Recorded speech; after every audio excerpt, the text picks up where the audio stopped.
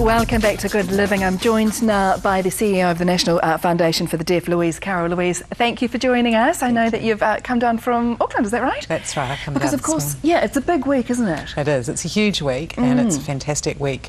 Opportunity to help a lot of people to preserve their hearing. That's what it's all about, isn't it? This week is called week absolutely Hearing Week. Yeah. So many of us, I think, don't even realise when our hearing might be affected. Would that be a common... Yes, it is. And suddenly the people around you are either looking at you strangely or are having to repeat themselves a lot. And it's when you're in those situations, the problem may in fact be you, not the people around you. Even though we don't like to admit that, but it's very true, isn't it? And you need to get your hearing tested if there's a problem. Okay, so what are some of the kind of common situations where we might not be aware that our hearing is being affected? Common ones around the home, when people are using hammers, for instance, 127 decibels. That's high, isn't it? That's very high. But people don't realise it's an accumulation of sound over time, so it's a dosage over time.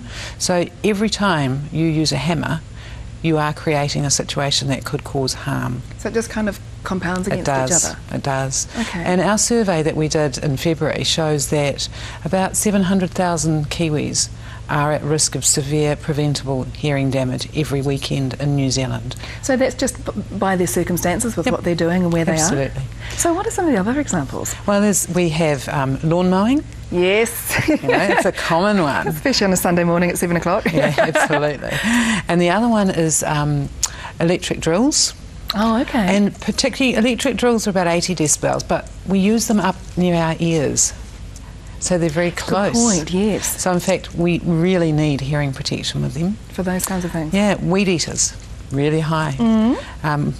Water blasters, very high. So we need to have hearing protection. Now, about 50% of those polled actually use hearing protection, which is great. But interestingly, women are not as significant users, and the other side is the other major point that we want to get across this week is the children. Lots of kids go outside with mum and dad and do the DIY because that's how our kids learn, and it's great, you know. And I enjoy it as much as anyone. My little granddaughter comes out and does gardening with me and everything. But they're just as at risk as the adult. Okay. But we don't think of getting them hearing protection. So I've brought along with me today this excellent pair of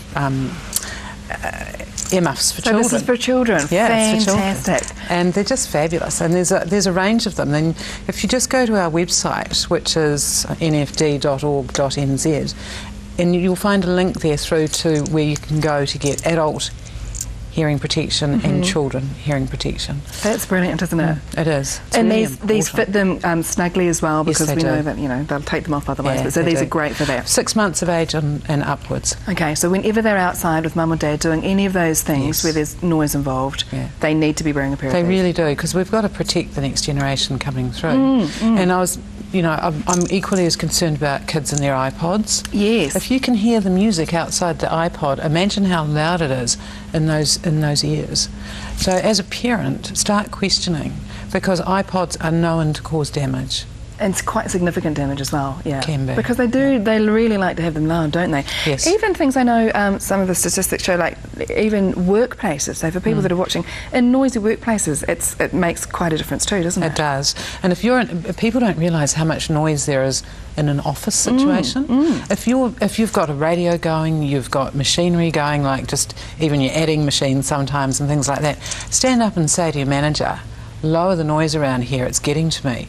The other thing that we know is that early childhood centres, the teachers are getting, it's an industrial risk now, a hearing loss in early childhood centres, because in my day we went to kindy twice a week. That's right. Whereas children and youngsters are going 5 days a week, 4 days a week. They're exposed to those very high noise levels. So what we're doing now is we're developing a safe sound indicator, which is like a traffic light, basic sound meter, and we want to see one in every early childhood centre across New Zealand. What a fantastic initiative. Yeah. That will make a huge difference too, won't it? We hope.